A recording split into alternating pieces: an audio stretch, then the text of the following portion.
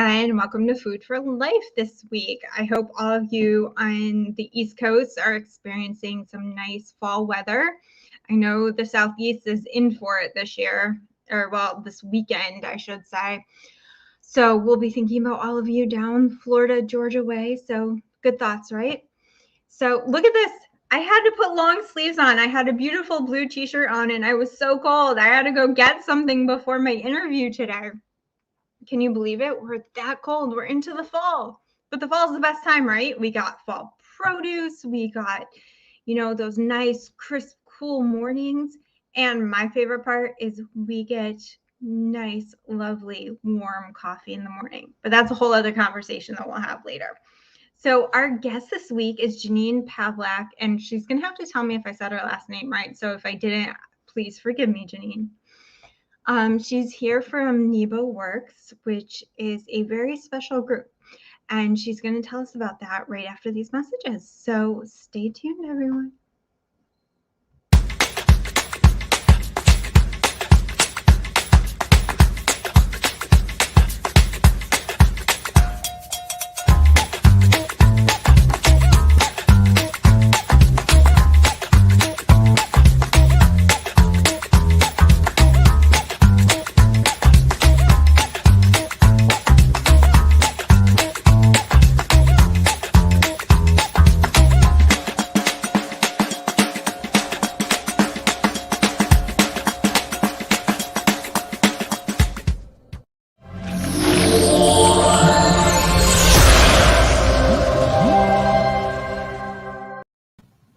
And welcome, Jeannine, to the conversation. How are you this evening?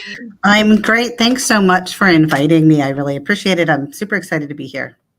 Yeah, we're excited to have you too. So why don't you tell us a little bit about yourself and who you are in your own words? Sure. So you said my name absolutely correctly, Jeannine Pavlak. Let's see, my most important role is I'm a mom of 5. Oh, wow. I'm married, and we just celebrated our 18th anniversary. I've got 2 crazy border collies. But the thing I love equally is my work. I've been working at NEBA now for almost 32 years now.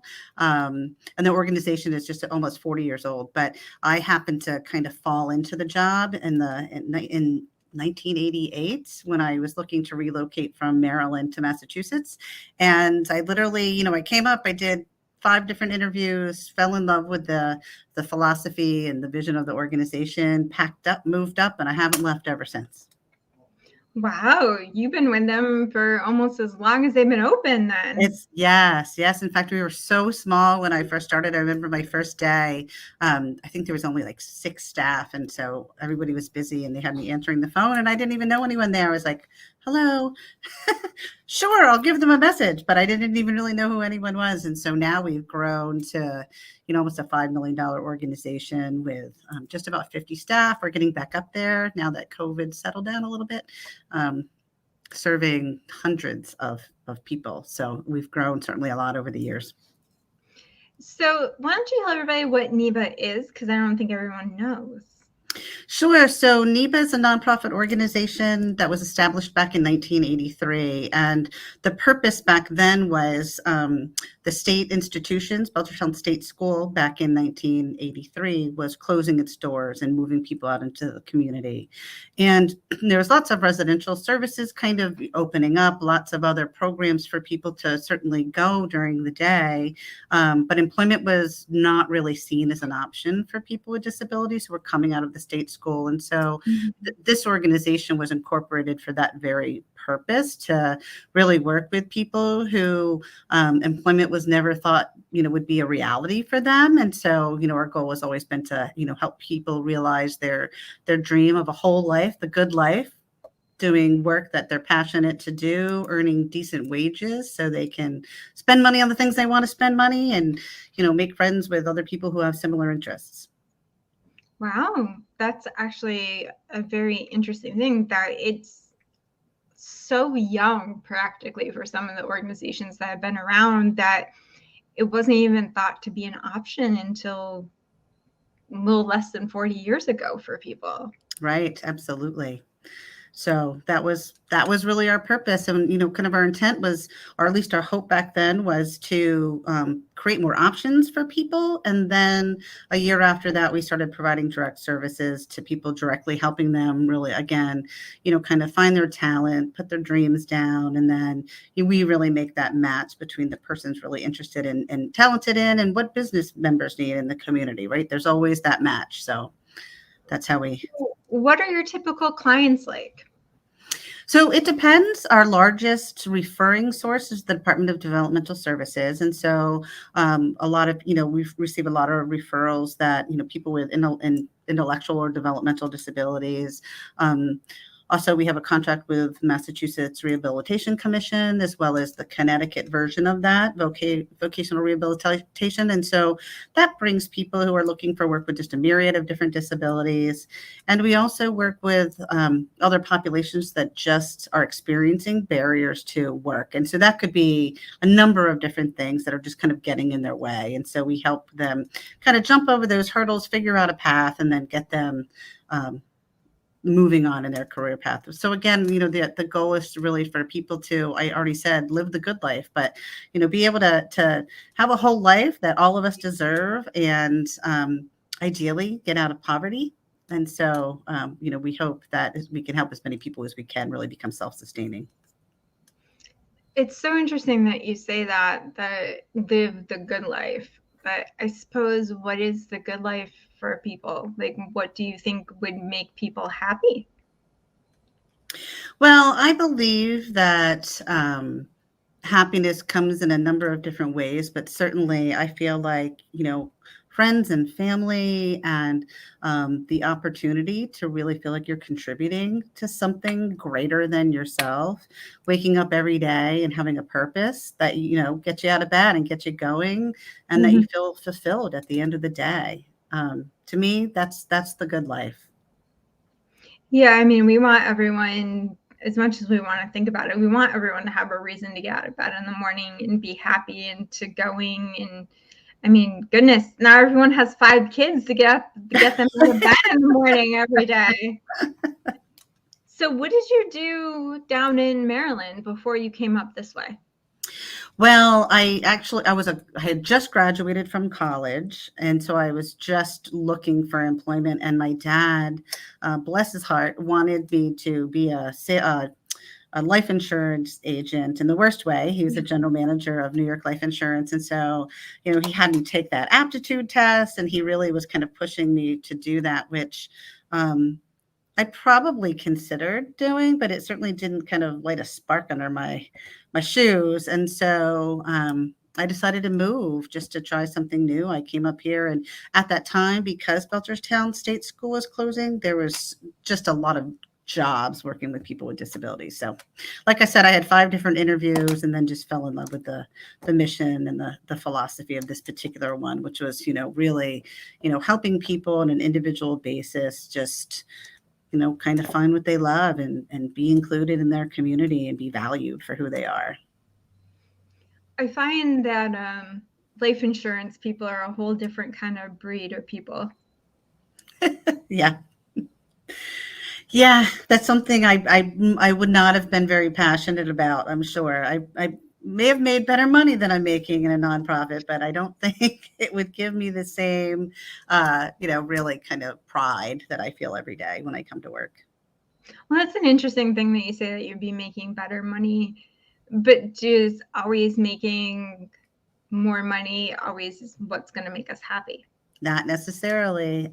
For me, absolutely not. It's not about the money. It's really, again, where's my calling? Where's my purpose? And that's what makes me really happy when I see the changes, kind of, it's really life changing when people get their first job or start on a career path, and, have so much excitement and so much support that, they can live their dreams.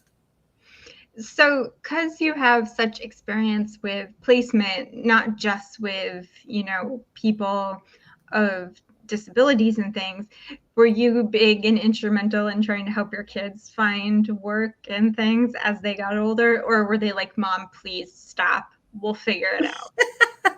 A little bit of both, but I would say that all five, even the youngest, 15, they all have an incredible work ethic. And, we spend a lot of time, again, really, kind of helping them acknowledge their own personal gifts and uniqueness. And so, which leads to conversations around how might that fit in and into just community service, volunteering, and then ultimately, what path they want to take, if it's college or not, and then, certainly work. So 3 of them are older, and I would say are all working really kind of where they wanted to fall, which is great to see. So. Anyone following in mom's footsteps, or they all have very different careers than you? No, my one daughter definitely follows in my footsteps. She's working on getting her social work license, which I'm not a licensed social worker, but she, kind of the field of working with people. And I see my 15-year-old doing the same thing. So we'll see. We've got a little bit of time there. Oh no, I think I changed my mind at least 20 times before I ended up where I was by the time I was 15, till I was old enough to decide what my career path would be. I know, right? I say that even now, and not that I've been doing this. This has been my really true one career. And I still say, if somebody was to ask me what I want to do from the rest of my life, I'd be like, I don't know, but I think I'm really where I'm supposed to be. So I always joke, I have some friends that have some pretty fabulous jobs, and I always joke with them. I tell them I want to be them when I grow up again. Right. So what do you do? Like, what are your job parameters at NEBA? Like, what are your day-to-day things that you do? So I'm the CEO now. When I started 30, however many years ago, I started as an employment specialist. And so I worked my way up. So I now lead the company. And so, really my day to day is certainly, kind of watching over operations. I have a wonderful COO who takes care of a lot of those things. But, again, really keeping that vision forward and present and strong in all of our staff's minds, the individuals we serve minds, and that of the business community and other community members. So I do a lot of that. I do a lot of consulting nationwide through the Office of Disability Employment Policy, working to help organizations that haven't yet started providing competitive employment services. They did some more traditional kind of segregated services. And so I've been doing a lot of work helping them come up with an action plan and really kind of change their business model. So the goal is to really increase capacity across the country so that all individuals with disabilities who want to work have that opportunity. Wow. So you basically have had kind of like every position you could have before you ended up where you are. Yes. Which puts me in a unique position because there's, conversations that we have amongst ourselves and with other organizations about kind of understanding each other's roles. And so I'm able to really understand what it's like to be that frontline staff person. And it's incredibly rewarding, but it's also incredibly challenging. And unless you've done it, it's not always that apparent to realize. And so without those staff who really every day believe in people and do whatever they need to do to make something work well for that person, the community, and that employer, we wouldn't be successful. And so, like I said, incredibly rewarding, but it's incredibly challenging as well. So you guys, I don't know how long ago, it feels like time lately is just like going in one direction or this direction. Can't keep track of it anymore. You guys did a bit of a rebrand for your organization, right? We did. So in June, it was June. So we've been working with the media. It's been phenomenal. They've been supporting us. We haven't been easy to work with, I'm sure, because we're somewhat indecisive, and because we've been around for a while, it was kind of tough to get us all on the same page. But when we initially were incorporated, our name was New England Business Associates, and back in 1980s, that name was very important to us because we were looking at competitive employment in an arena that employment for people with disabilities wasn't recognized. And so we wanted our name to be very professional, very businesslike. So when we were making, calling up and saying, can we come in and meet with you? Can we have a tour? It was a little unclear if we were an envelope company or we were selling something, we were a competitor. And so we strategically made that decision. But over the years, now we're serving people in 42 other states through the Social Security's Ticket to Work, Social Security Administration's Ticket to Work service, as well as the consulting work that we do, so now we're nationwide. And so New England Business Associates was really kind of pigeonholing us, right? Like making it, we're beyond New England now. And so we thought that it would be a wise move to drop the New England piece, because we are nationwide and we can provide services nationwide. And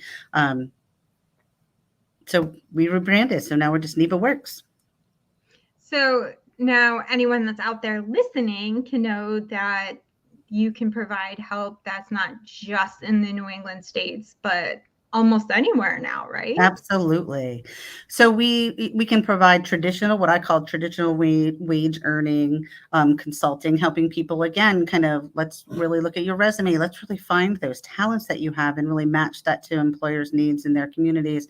But we do a lot of self-employment work as well. And so working with people to identify, again, what their niche is, kind of getting that business plan going, identifying resources in those particular communities in terms of, kind of capital resources and those types of things. So what may surprise us to know about like some of the work that you guys do? I'm sorry, can you ask me that again? Sure. What may surprise us about the work that you guys do? Like what? Gotcha. What do you think? I mean, to think like classic employment agency, like what they do, but you guys are a little bit different. So what would surprise people to learn? I'd say a few things. One is that we're not a traditional employment service in that we don't have like a bank of jobs. And so anyone who walks through our doors or we work with virtually, it's about them and who they are and what they want and what they want to learn and where they want to grow and what they can give. And so we tailor our services to each person's unique needs and desires. And so the best thing about that is we find good job matches that tend to retain themselves longer, because people are in positions that they're not only feeling competent and confident in, but they want to be there as well. And that employer, like, they have that need, and here's this person, and it's, kind of like a marriage, kind of, right? So I think that's a little bit of a surprise. So you can't walk in and we're not going to say, here's a choice of 3 different jobs. We're going to work with you to find what works for you. The second piece is, in terms of nationwide employment statistics, particularly for people with disabilities, the average retention rate is relatively low. And so we've had, or I should even say, placement rate in terms of, kind of overall outcomes. And so we've historically and continue to have an 85 to 92% placement rate, which the national average is more like 60, probably 7% now. And then people, again, tend to stay in their jobs much longer than if you were tracking it on a national basis. And we really feel like that's because we take that time to truly do that match and identify their skills and talents. So because you spent longer with them and get to know people instead of just, like the next number, please, let's keep moving on. Here's, judging people by a piece of paper, like their resume or something. Absolutely. So why is the retention so low? Well, if you're just finding jobs and you're not really doing that work with the employer to find out what they really need, what are their headaches? What do they hate about it? Like, what are they proud of their company, but what are their needs? What are their headaches? What are their staff? What brings down staff morale? By finding that, and then again working with someone to really identify their talents and what they're interested in, being able to match that. The employer's happy because we've done our homework, and the person that's now that employee is happy because they're in a position that they feel good about and that they can be successful in. So where do you find like the businesses that in the community, we meet with employers all the time and just getting to know what they do, what products they make, kind of what makes them tick, who their customers are, what customers are they hoping to attract, really looking at kind of their diversity and inclusion efforts. So we're always talking to businesses and always out there in the community. And we do that on a national level as well. It's a little harder, certainly, but I think we've all learned since COVID that virtual meetings, there's a place for that, and people are much more receptive to that now. So, so that's worked for us on a national scope as well. So speaking of COVID, how did you have to adapt on how you worked with your clients, and how did you, doing a virtual interview is a whole different skill set than somebody, walking into a room and shaking a hand and handing their resume. This is a whole new ballgame kind of thing. Like, we didn't even know what Zoom was, half the world, before COVID. Well, so, I think I'm not unlike others in that I kind of felt it was going to be a 2-week thing, right? We'll only be shut down for a couple of weeks, but we want to make sure that we're staying in touch with people. We serve a vulnerable population and it's a scary time. We wanted to make sure we still had that connection. And so we were fortunate just through grants that we had acquired previously to be able to make sure all of our staff had a laptop or some way to connect, as well as the individuals that we serve. So people who didn't have access, didn't have a device, we were able to provide them with something. And then as it just kind of continued going, at first it started with just, how are you doing? Many people still worked. They were essential workers working in hospitals, grocery stores, all different types of places that were still open. But, quite a few people obviously weren't able to go into work or had been furloughed. And so initially it was kind of just that check-in, and then it turned into, okay, this is going to take longer. How do we keep you connected to your employer? How do we maybe start looking towards, a new career path if it didn't look like that position was going to exist anymore? And so we started really kind of practicing interview skills. We started working with a company called Virtual Job Shadow. So we were able to do some job tours for people virtually. So, if you said, I'm really interested in the healthcare field, we could do an assessment that they had online, but they could also then kind of walk through and see, well, what does that look like? What would I be doing? What would I, is there something in that I could really see myself being passionate about? What is a virtual job tour? Like, how does that work? So it's a platform, and they have hundreds of different industries. And so you really kind of do that match again with the person, and whatever industry is of interest, you can then go and see different jobs. So you can see, a day in the life of a manufacturing, a person in the manufacturing field. You can, see what a CNA is doing, or the banking, or kind of whatever industry. You can actually virtually kind of walk through and see someone doing their job. Sorry, that makes me laugh. I can only imagine what going through banking would be like for a day. Like, I can't make somebody that sits at a computer most of the day. I can only imagine, how do you take a virtual tour and make it exciting for someone? I know. Yep. But it works really well. And we did some, we've always done a weekly, we call it career ladders, but it's more of a kind of social, like a self-advocacy group per se, but they talk about different jobs, and, somebody will bring a different topic up each time, and they kind of lead that discussion, all, kind of surrounding employment. And, again, we were able to hold that remotely. And the nice thing is that we were able to provide, we could Zoom people in from Connecticut or Zoom people in from Franklin County, where prior to COVID, we were at our office doing that. And so it really kind of restricted who was able to attend.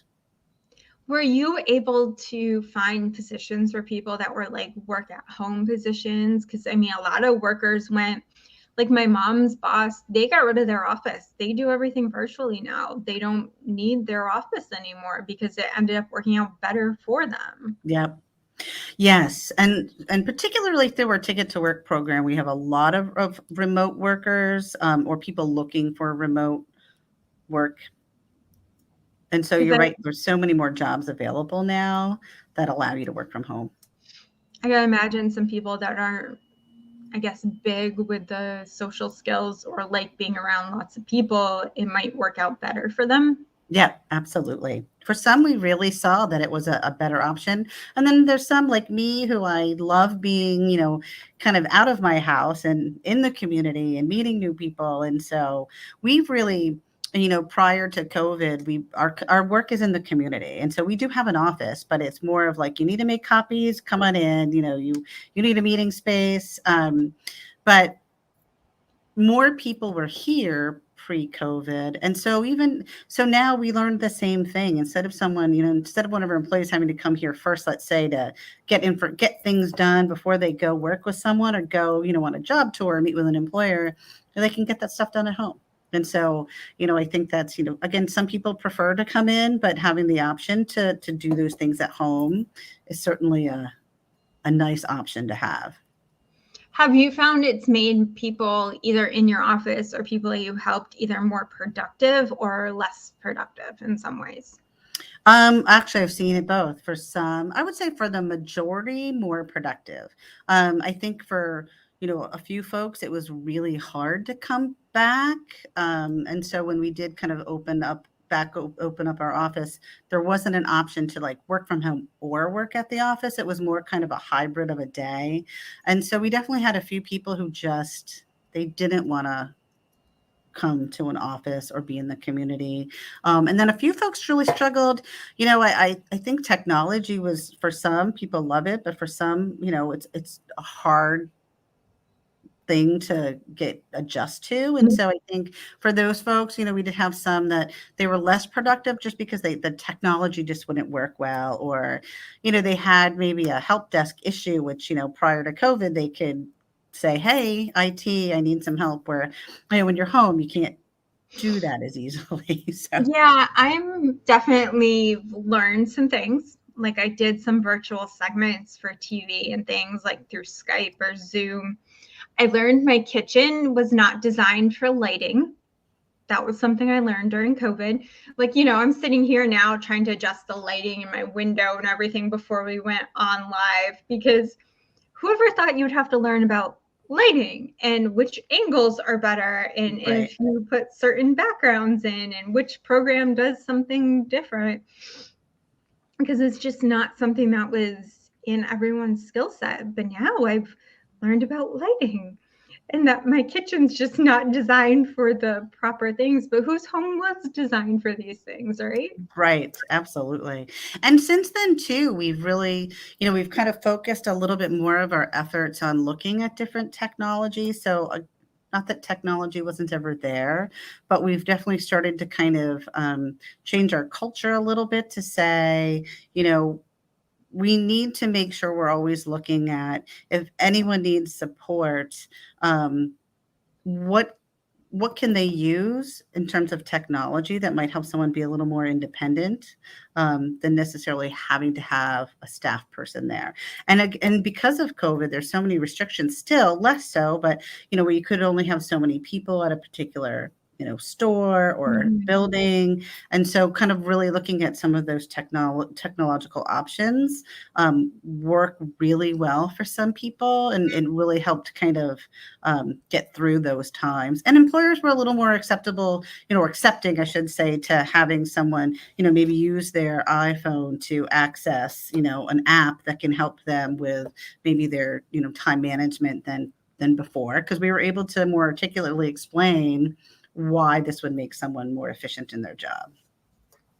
I have found, though, as far as like virtual things, like doing meetings sometimes is a little easier than like if I've had to go up to, say, up north, like Franklin County to like Greenfield or somewhere, where it's literally taking my whole morning to drive up there, do my meeting, and come back.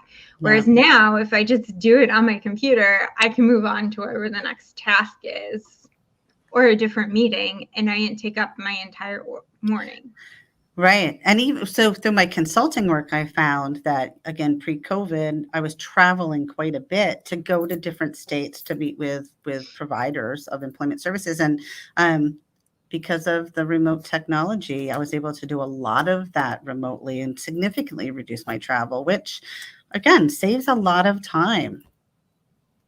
And money, not having to travel. Yeah, well, with the gas prices, anything is really a lot happier these days. So Right. does your family like having you around more now that you're not traveling less? They Or is your do. family like, Mom, please just go away for a few hours. We'll be happier that way. Like we No, spend too much together time. they were happy that my travel schedule was a little less so far. Hopefully that'll continue. So has that made you more available for your younger ones, like school events and things like that now? Yeah, school events, again, those have been kind of changed as well. But Yeah. even just, kind of drop offs and pickups and, kind of just being more readily available, certainly than if I was, kind of in Washington State. So it's been Yeah, really that would be a helpful. far commute, right? Yeah. So it's been helpful. That's good. I mean, it's so different the way that we all connect now, but at least we'll be able to be connected. And I guess it's giving everyone new sets of skills, whether you're considered disabled in some way or you're needing help intellectually or just someone like us that just needs it for work. It's just something that everybody has to learn. And I guess we're all in the same boat. So I guess it's maybe a little bit easier for everyone, right?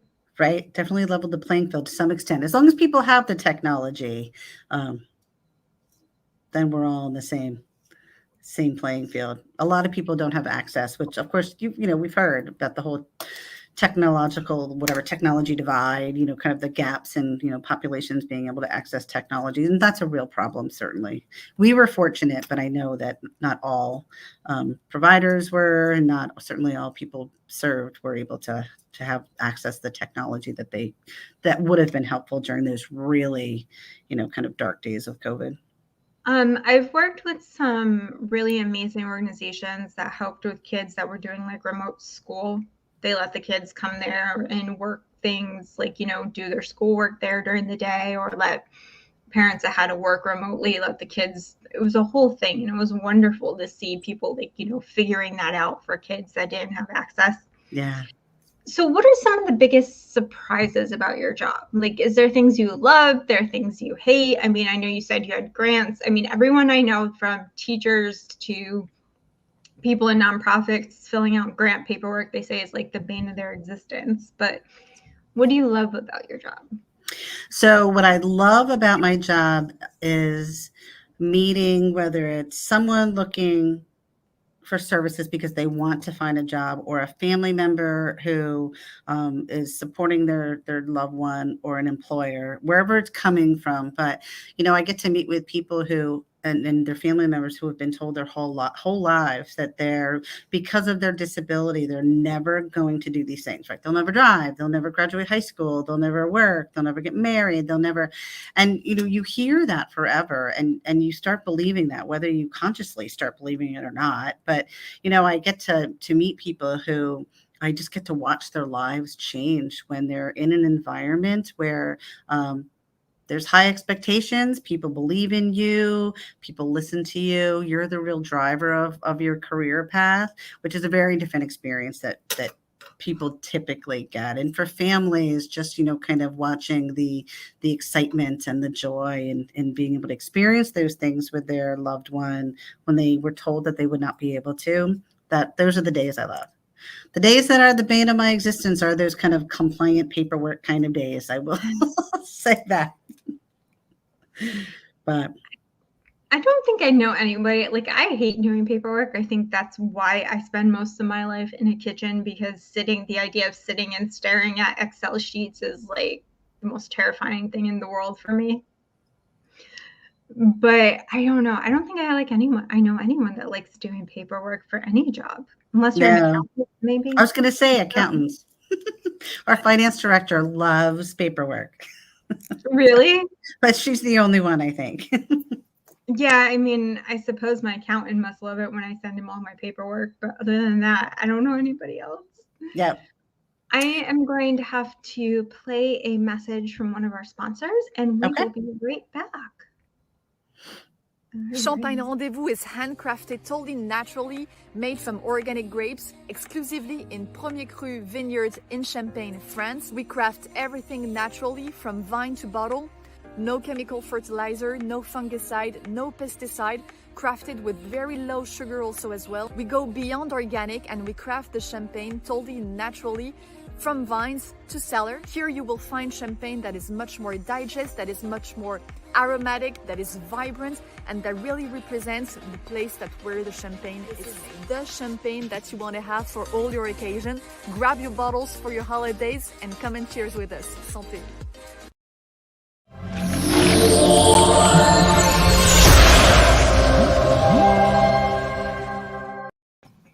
And we are back. Did you love our messages from our sponsor, everyone? Remember, Champagne Rendezvous, you guys know we had Fee on the show. She's wonderful. That's actually something great that, you're talking about connecting. My friend Fiona lives in France. So the only way to connect to her is virtually.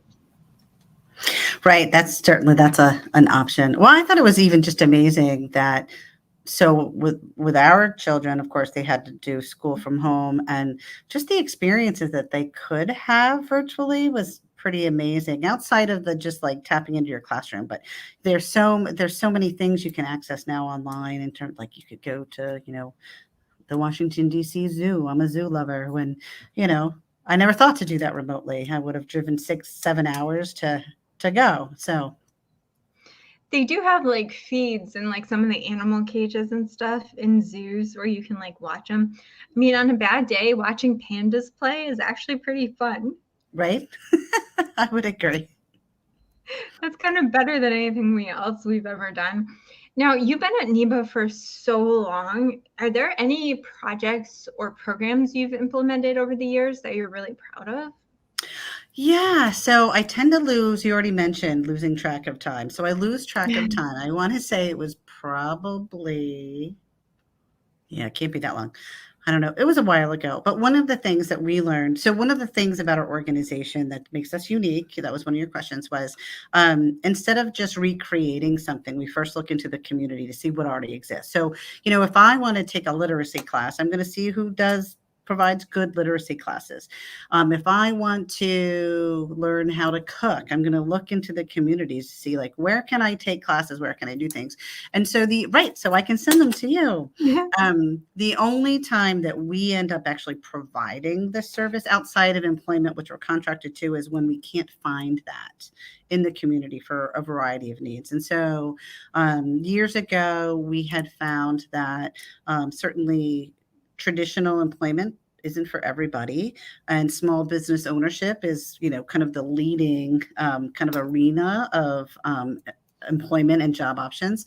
And so we got some grant funding, and we did some focus groups across the state just to look at self-employment for people with developmental disabilities. And there really wasn't much. There really weren't any resources in our state. There wasn't even a lot going on nationwide at the time. And so, again, through some grant funding, we ended up operating in collaboration with STCC. We did a 10-week kind of entrepreneurial course for individuals and their families. And then from there, people who were interested, and we provided the support to start their small business. And so that was something we did because, again, it just didn't exist. And so I still am really proud of that. I find it incredibly exciting when, someone has a business concept and you can really help them kind of, turn that into their reality. Same thing recently, manufacturing in our state, Massachusetts and Connecticut. We provide services in Connecticut as well. Is a high demand industry. So more people are retiring than they're able to fill positions. And so when I look at people who have that interest and that kind of natural talent, they're not able to access the traditional courses that exist because there's so competitive, and there's testing requirements and IQ requirements that are, kind of that you have to meet. And so if you have a developmental disability, you're likely not going to be able to meet those kind of entrance requirements to get in. And so we, again, through a grant, received funding to do four cohorts over a 2-year time, 2 cohorts in Mass, 2 in Connecticut. And they, we do kind of the soft skill stuff, career, like we do the prep stuff.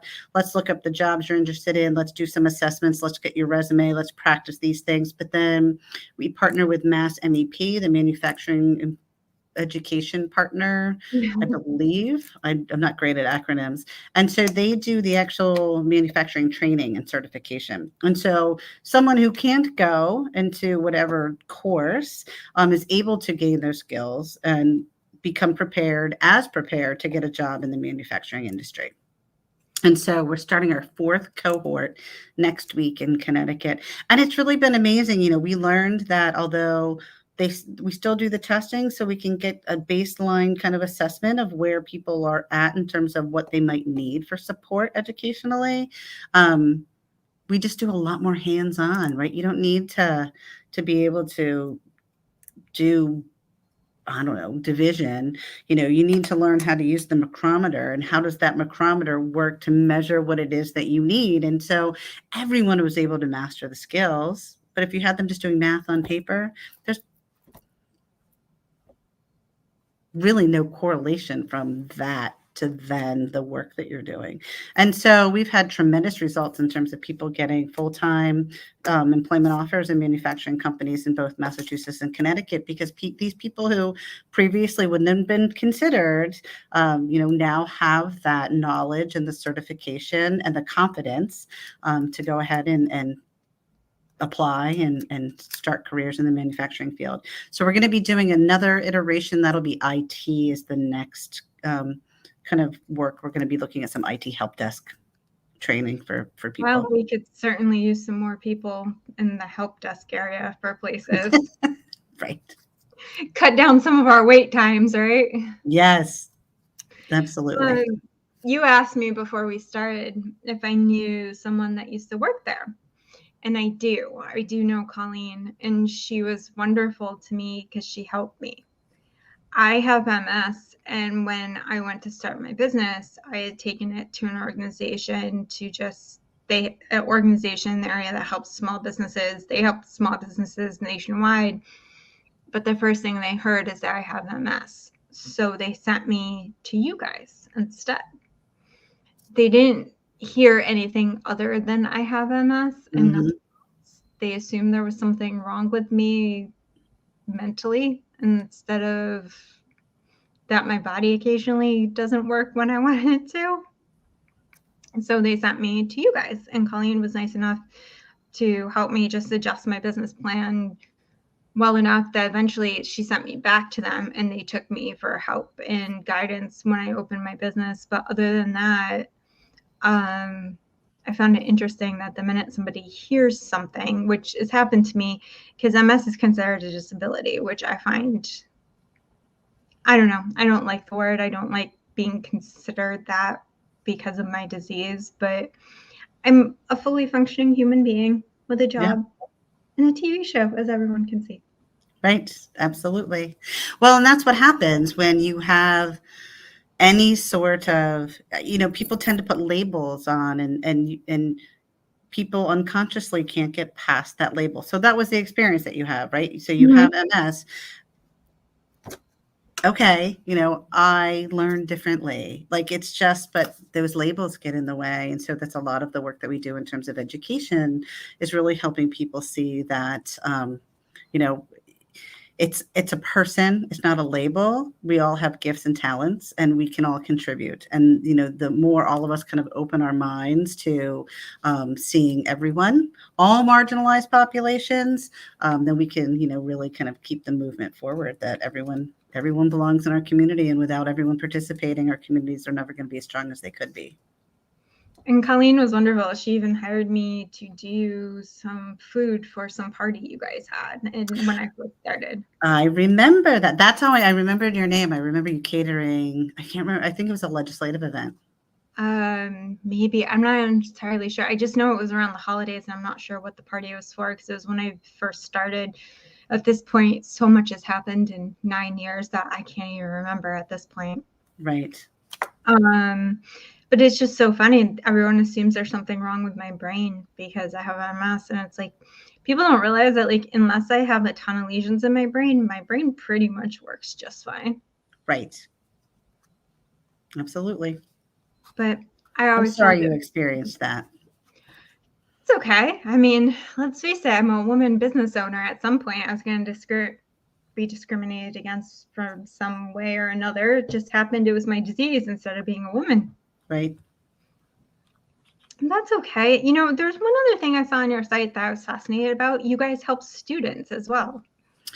We do. And so there's a few different programs that we offer. And so kind of the more popular option right now is called pre-employment transition services. And so that's funded by vocational rehabilitation. So whether it's Mass Rehab or Connecticut's version, Bureau of Rehabilitation Services. And so that works with youth in school and transition. It used to be 17 and older, now it's 14. So 14 to through 21 for individuals who are either eligible for voc rehab services or deemed eligible. So they might not actually have applied, they might not meet the criteria, but there's a reason why, you know, kind of their teachers feeling like getting some pre-employment skills would be beneficial. And so we work with several schools throughout both states, and there's different components. There's a self-advocacy component. There's kind of like a career assessment and interest inventory, different things. But the best really is that individuals have an opportunity to do what's called in our industry work-based learning. And so they're able to get some paid employment to kind of really try things and see what they might like and gain a little bit experience. Research shows that any amount of employment experience that anyone has, whether you have a label of a disability or not, that any amount of work experience helps you find other jobs. And so that's a really strong project. We also work with local school systems who will directly refer students to us. And so, you know, there are more students who have maybe met most of the requirements, but again, it's really looking at, okay, you're going to be getting out of high school. How do we prepare you for the adult life? Like, let's really look at and plan for, is it post-secondary education? Is it employment? You know, how do we really start you on that kind of career pathway or college, or I should say college, trade, post-secondary pathway? That's interesting. I mean, I suppose actually, I think any high schooler could use a little bit of help along the way because college isn't always for everyone, or whether they have a career that they want, they'll take them more to a vocational school than a four-year school. I have a cousin that does heating and air conditioning, and he's busier than the rest of us and probably makes more money than the rest of us too. My brother does the same thing. So you're right. And so I feel like trades for a long time have been kind of forgotten. Like, you know, a while ago, trades were, you know, kind of the buzz, and then college, I feel like then, yeah, kind of that 4-year degree got really popular. And now, you know, kind of that trade option is really coming back, which is good because you can have a very well-established career in multiple different trades. So I'm glad it's coming back and it's an option for folks. And it's a great thing. I mean, just because you didn't get a 4-year degree, I mean, I graduated from Springfield College, which you just told me before we started that you guys had a lovely film that you guys screened there last night. And I told you I wish I knew about it. Apparently, I didn't get that email about it. But it just sometimes 4-year school isn't for everyone. Some people aren't good at school, and some people are really fascinated with different careers. Right. Absolutely. We have another project. Springfield College has been such a wonderful partner of ours. So we've, years ago, again, I'm not going to remember the years, but we started a program. We worked with a woman, Lorraine, who wanted to be an administrative assistant. And like, that's all she wanted to do. And so she was working at, it was a Hebert's Candy. Again, that goes back a ways. And when we kind of talked about what she needed to become an administrative assistant, and again, kind of looking at, there's like, all right, well, we need a little bit of some literacy stuff, right? We need to at least be able to read at a second grade level, like some things that you're going to need. We weren't able to, again, find those resources for her in the community. And so we started a project, we call it On Our Way.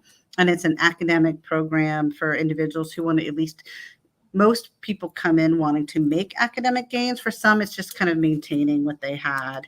And so we run that on the campus of Springfield College because it tends to be kind of that younger adult, like that perfect college age. So what better place to have that literacy program? And then we have interns and practicum students from the college, kind of help support people as well as, kind of do some fun things on campus. And so people get to, kind of work on their academics, but also do, kind of experience that college life, which is really fun.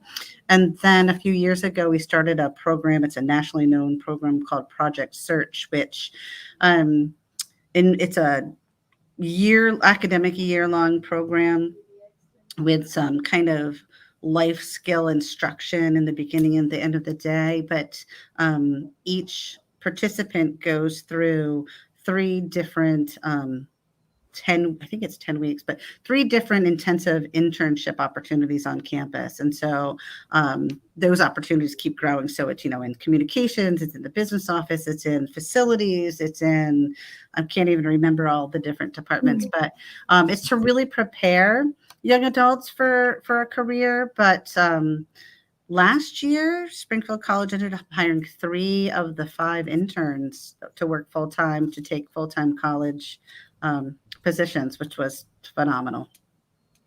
There's always different things. I mean, they're part of, Springfield College's mission is health and wellness, and being a well-rounded individual is all part of like the motto of the college. Well, being a well-rounded individual is having work experience and life experience, and I'm glad they're able to help partner with you on that. Jeannine, thank you. It was lovely speaking with you today and for you to join us. Thank you for having me.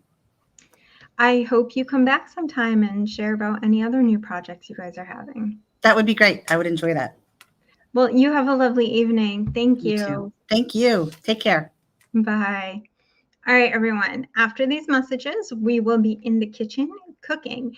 And in honor of our guest who told me her favorite meal was spaghetti and meatballs, I'm going to be doing an updated meatball recipe. Hi, I'm Liz Teresa. I help women launch and build online businesses they love. I needed to give my brand a web presence, but I didn't speak tech. Enter Liz Teresa. With lightning speed, she got the essence of my brand. Her guidance notes, her tips were practical and concrete. She's the #1 person in my life. I'm so happy she came to me. So thank you, Liz Teresa. I am so excited to keep working with you.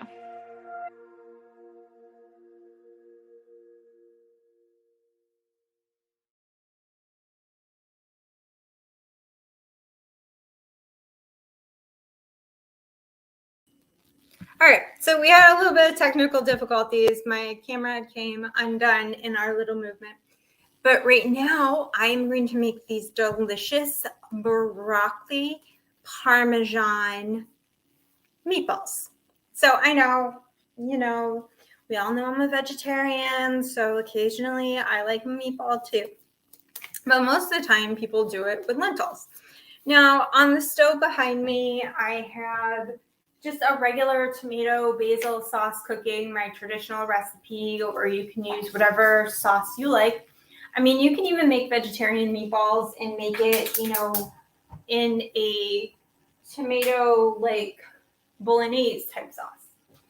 Right here, I have some lovely, about 2 cups of broccoli that I shredded up. As you can see, it's like a fine texture here. See, we want to make it there. In the bowl, I have about half a cup of Pecorino Romano, which is a sheep's milk cheese. It's a little saltier, but it's also creamier and way more delicious. So we're going to mix that all together. I'm also going to use almond flour to give it some texture and that like toasty bite. So I have about half a cup of the almond flour. Now you could have pulsed some almonds that you sat in some water in here. Not to mention I have some onion as well that I pulsed in here. So we have the almond flour going in. And that's going to go. I just have a 1/4 cup of panko breadcrumbs. All right. And I have some red and black pepper. salt, of course. Even though we have cheese, we need some salt. I have some dry or fresh basil, depending on what you have, and we're going to mix this all together. Now, I like to mix it a little bit before I add the egg in. The egg is going to act as our binder. Oh, the pepper is going to make me sneeze. So if I randomly sneeze, it's because of the pepper. Always because of the pepper. Now, this is so easy. Once you mix it up before you put the egg in, it's going to look like this. Just this fine, mealy texture. We're going to add in the egg. I always like to scramble it a little bit here so that we don't get like big chunks of the egg and the yolk. So I always scramble it a little bit before I add it into my mixture. Perfect. And the funny thing about this is the egg, just a teeny little binder between the egg and the cheese. You can use 2 eggs, but I find 1 works just fine. And now the best way to do this and to put it all together, and you'll know it's all mixed together, is when you squish some of it and it stays together, is I have a mini muffin pan right here, believe it or not. And I sprayed it with olive oil. And I'm going to start forming my muffins. They're going to be little itty bitty meatballs, and we're going to put them in the mini muffin pan. And I'm going to show you how that is. Now we're going to bake them for about 20 minutes. I used an olive oil spray, so where you can do that. It'll make about 12 of them or so. I mean, depending on how big of meatballs you make. But the reason I keep them in there is so that they stay well formed and that they don't like spread out on the baking sheet. I mean, muffin tins are wonderful. You can use them for almost anything. Now, once these bake, they're going to bake on 350. And it takes, I would rotate them about 10 minutes in because you want to make sure that you have them evenly browned. Alrighty. And as you can see how I'm going? And it keeps filling in like this. See? Nice little thing. I'm going to keep going and fill them in and bake them off. And as you know, we always go to my Instagram page the night after the show at Bella Foodie 7, and you'll be able to see what our dinner looks like with the tomato sauce and the broccoli meatballs. It will be a thing. And that's going to be my dinner tonight. Thank you all for joining us. Thank you to our guest, Jeannine, and I will see you all next week. Bye, everyone.